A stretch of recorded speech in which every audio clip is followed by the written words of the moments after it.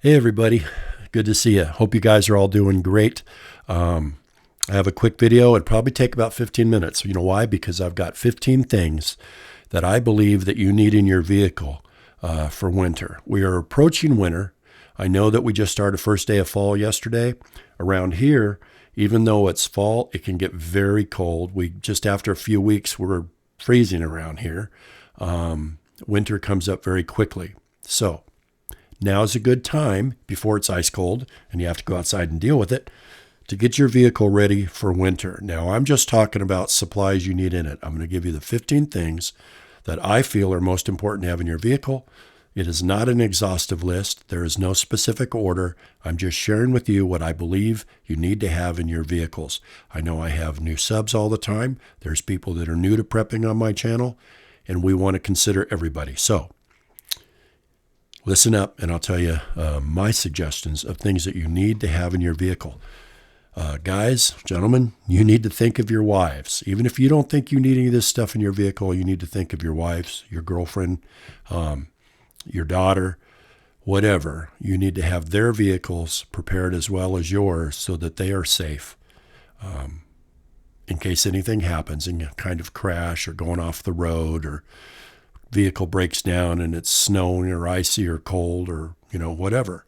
This is for emergencies. We prepare. We're preppers. All right, so listen up. Number one, obviously you need to have a good winter coat in your vehicle. The things I'm talking about are things that need to stay in your vehicle and you don't take them out, okay? The only thing that I feel that you should take in and out at the most is your winter coat. A lot of people, I don't like heat. So, I lived in Jackson Hole, Wyoming, 40 below in the winter, 20 below on average. The cold doesn't bother me. I do have a winter coat in my truck all the time. I don't take it out, ever. If I need to wear it, I've got it with me. But I don't wear a coat around the house. I generally don't wear one outside. But the winter coat is the only thing that should come in and out of your vehicle. The rest of these things need to stay in it. Okay, so number one, a winter coat. Number two, you need to have a pair of gloves to keep your hands warm, okay? Make sure they're not so fat that if you put them on, you can't do anything. You don't have any dexterity with your fingers because they're too fat and you just can't move. Just get a pair of decent gloves to keep the edge off your fingers and keep you warm, okay? All right, number three, some pocket warmers. You need to consider heat. Have some pocket warmers. Some go down, hand warmers will go down on the inside of your gloves, help keep your hands warm. Get the larger pocket warmers, put them in your jacket pockets or inside, in between your chest and your jacket to help keep your core warm. Have some hand warmers or pocket warmers. Okay. Number four, blankets. Now, I suggest you get a really decent blanket that's good size, so if you have more than one person traveling with you, you guys could have 2 or 3 people in the front seat and get them underneath the blanket and help people stay warm. I would suggest you put the blanket inside of a brand new clean garbage bag, like these white hefty drawstring garbage bags or whatever. Put it in there, fold it up, and then put it either in the back of your car, inside a tote in the back of your car, or if you have like our Dodge Journey, the back of the car where we put all our groceries, the bottom lifts up and there's tire and stuff like that in there. You can put things in that area. Put them in there so they stay clean. You're going to want the blanket to stay pretty clean. So I would put a blanket in a trash bag. All right, number five, food and water. Jerky sticks, granola bars, things like that. Something that's dry, and then have some water. Almost all vehicles nowadays, underneath the seats, there's drawers. Underneath the seat will lift up, and there's storage under that. The floorboards will lift up, like ours, and there's storage under that, even in the front seat. So get some food and water, get some water bottles. Now, you may want to take the water bottles and wrap them up in a towel or something, pat them a little bit to help keep them from freezing inside your vehicle during the winter. Okay, what else?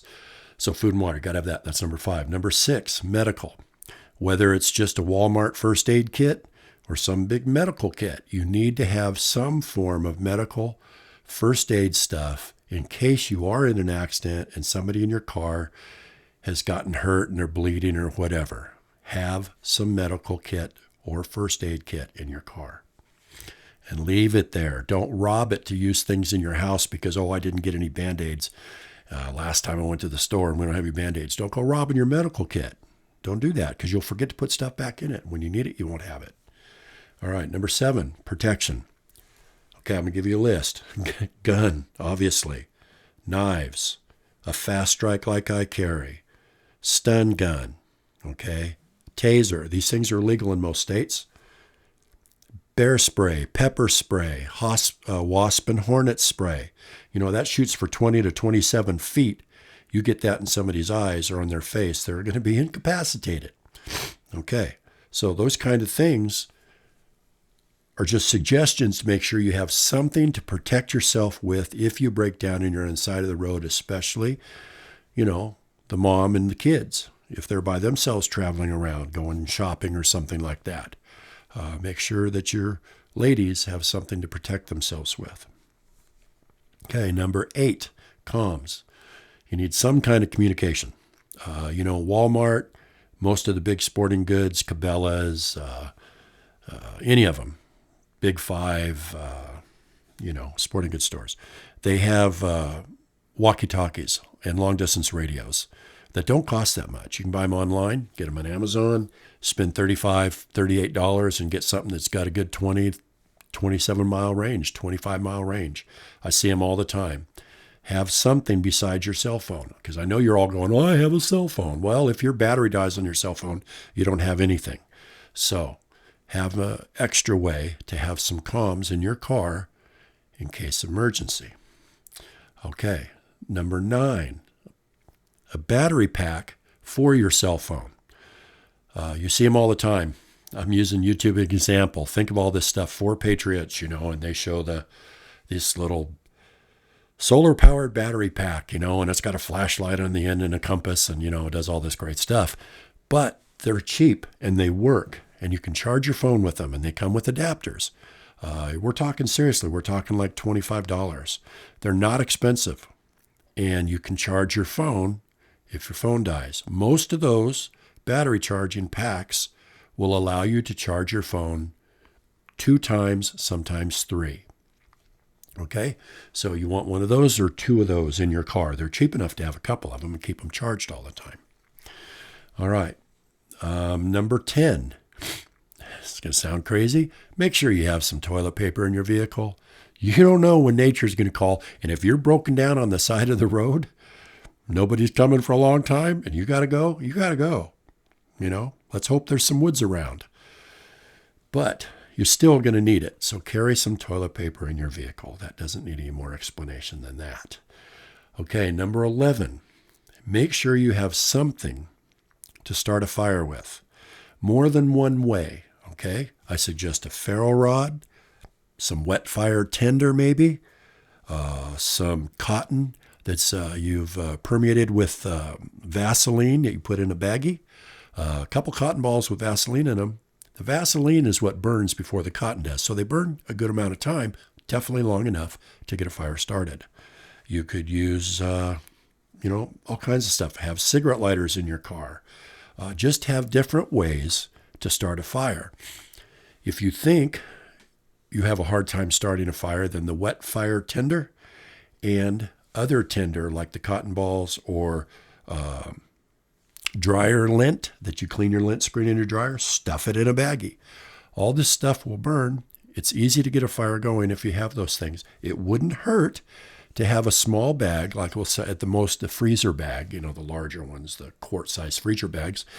Fill them up with some tinder and some small dry kindling so that if you have an emergency and it's raining or there's snow, you can get a fire made. Now, obviously, if it's snowy, what you're going to want to do, if you have to leave your car and start a fire, you're going to want to clear a large section of snow away. So have a small shovel.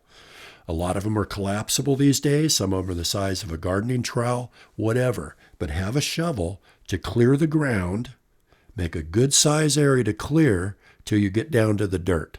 Then make your fire, okay? Obviously, it will help your fire start because it'll be drier. Number 2, the snow all around that will help serve as a windbreak. So make sure you have a way to get a fire made, a physical fire. And more than one way to do it. Have some strike anywhere matches. The regular matches, it seems like all the stores are carrying anymore, like have a green tip on them or something. They're all the brands you normally see of actual matches, but strike anywheres are getting a little more hard to find. I like them because when the side of the matchbox absorbs moisture, it can be hard to get a match going. And if it's not a strike anywhere match, they're dang near impossible. Strike anywhere matches are red with a white tip on them. I start them all the time on the side of my thigh. All the time. I never use a box. Just take them across your Levi's. They'll fire right up. Strike anywhere is very important. Okay. Number 12, have a good warm hat or beanie. Not a baseball cap, okay? Baseball cap's not going to do that great for keeping your head warm in the winter. Get one of the hats that they're lined inside, and they're made to keep your head warm. The majority of your body heat is lost through the top of your head. I don't remember what the percentage is. It's very high. Is lost through the top of your head. So make sure you have a good beanie or a good hat to keep your head warm and to keep that heat in. Okay. If you travel, number 13, if you travel with children, if your wife is going to travel with children or a baby or toddlers in the vehicle, make sure you have everything they need as well. Baby food and clothing, diapers, wet wipes, the things that your baby will need. Okay. Anytime you leave the house in the winter, make sure the diaper bag you take with you is truly loaded and stocked up, just in case there's an emergency. Okay.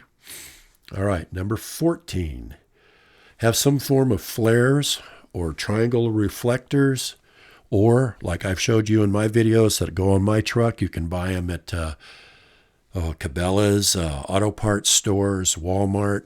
Get one of the magnetic lights that plug into your cigarette lighter and then has a long cord. You set the light on top of the roof of your car, and it spins around in a circle like a utility vehicle does when they're working on the side of the road. If your vehicle goes off an embankment and you're not just in a little ditch, but you're down there and most people are da-da-da-da-da or on their phones while they're driving or listening to the radio, they're not going to necessarily see your vehicle on the side of the road down in a ditch, okay? But if you got a flashing light on top of the hood of your car, that will draw attention. More than likely, people coming from a little further distance are going to see you out there with that flashing light going, and you can flag somebody down, okay? I think that's really important to have those, and they don't cost a lot, $49, $39. They're not expensive. Okay, and finally, number 15, have a seatbelt cutter inside your car, in all your vehicles, just in case you do get in an accident or you do go off the side of an embankment and your seatbelt just won't come off. You can't get it off no matter what. It happens all the time.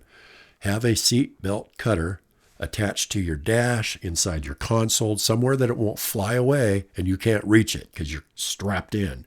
Have a seatbelt cutter so you can cut the seatbelt off and get out of your vehicle or get your kids out of the vehicle if you need to in an emergency. Okay, that's it. That's 15 things that I recommend you have in your vehicle no matter what during the winter. If you like the video, thumbs up. If you don't, thumbs down. I can handle it. Thank you for watching. Thank you for subscribing. If you haven't subscribed and you like this video, please consider subscribing. Check the notification bell for all notifications because we all know that YouTube couldn't care less about giving you a notification, and half the time it doesn't happen. So check that bell. Maybe you'll get some of them. Okay? Stay safe. Stay alert. Stay out of crowds. Be very aware of what you're doing during this time and through the elections, because it's going to be, I believe, a very, very sketchy time and maybe very dangerous time to be out in the public, especially in November. So anyway, just my thoughts. You don't have to agree with me. Don't care if you do or you don't. I care about you, and I'm trying to give you some sound advice. God bless you guys. Talk to you later.